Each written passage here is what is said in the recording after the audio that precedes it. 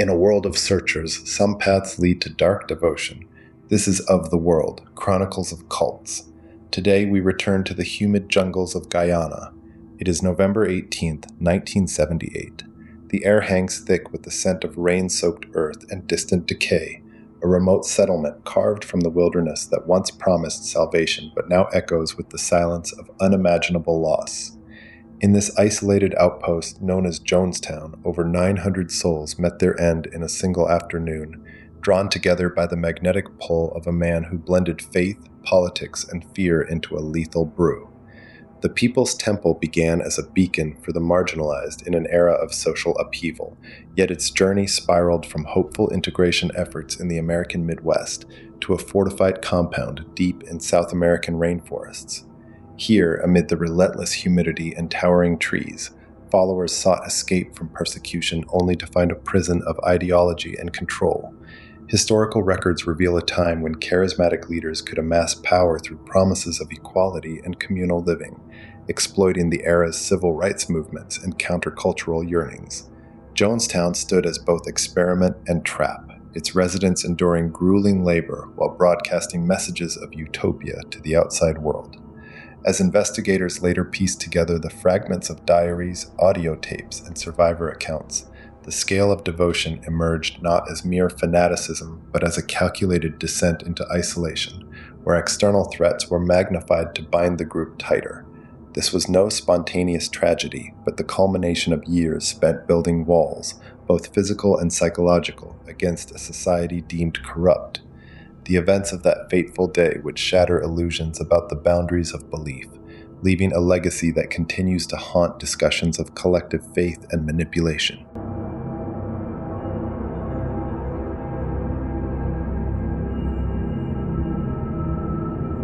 Jim Jones emerged from the modest streets of Indiana as a preacher with an uncanny ability to blend religious fervor with social justice rhetoric, founding the People's Temple in Indianapolis during the 1950s as a place where racial integration and aid for the poor defined its mission. His early sermons drew crowds through dramatic healings and calls for equality, yet whispers of staged miracles and financial irregularities soon followed his rise.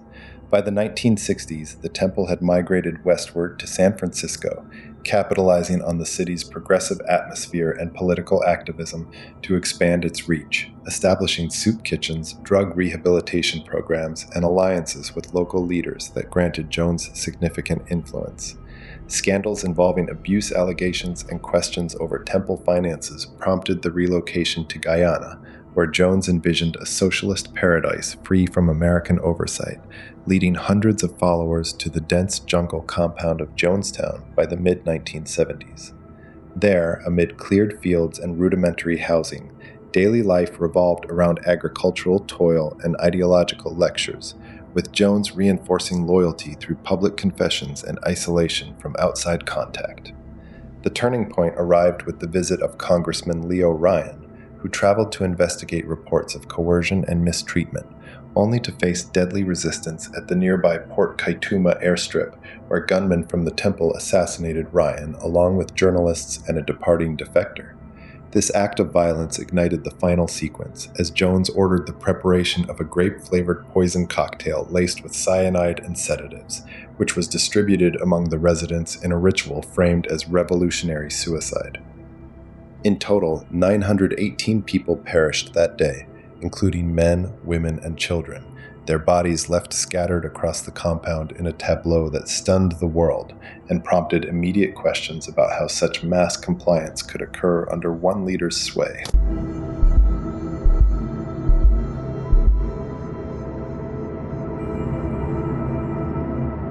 The climax unfolded with relentless intensity as the compound's loudspeaker blared Jones's voice, urging residents to gather in the central pavilion, where vats of the sweet-tasting poison awaited under armed guard.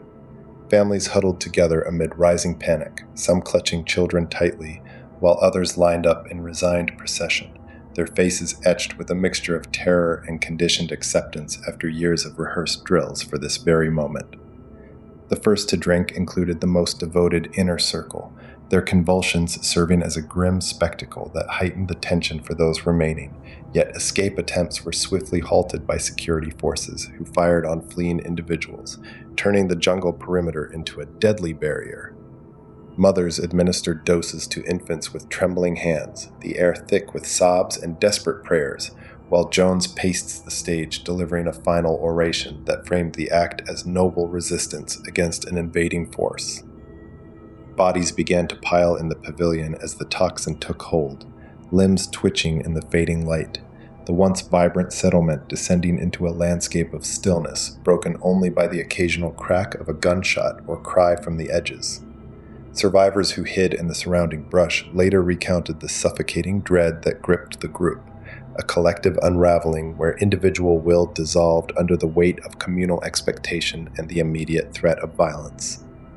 The hours stretched into an eternity of mounting horror, the humid night closing in as the last echoes of resistance faded, leaving the compound transformed from a supposed haven into a graveyard of broken promises and extinguished lives.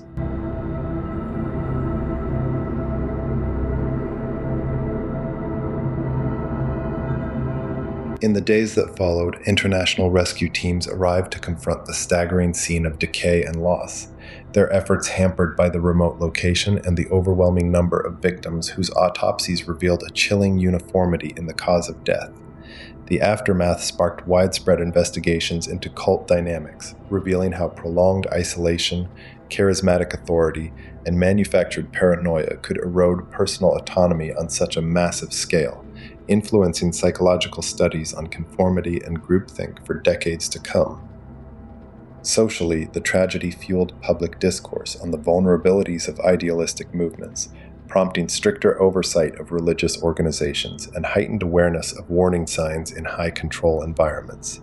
Documentaries, books, and academic analyses emerged to dissect the factors at play, from Jones's deteriorating mental state to the socioeconomic backgrounds of those drawn to the temple, underscoring lessons about the fragility of human judgment when hope intersects with manipulation. Communities affected by the loss grappled with grief and stigma, while survivors shared testimonies that humanized the victims beyond their final act.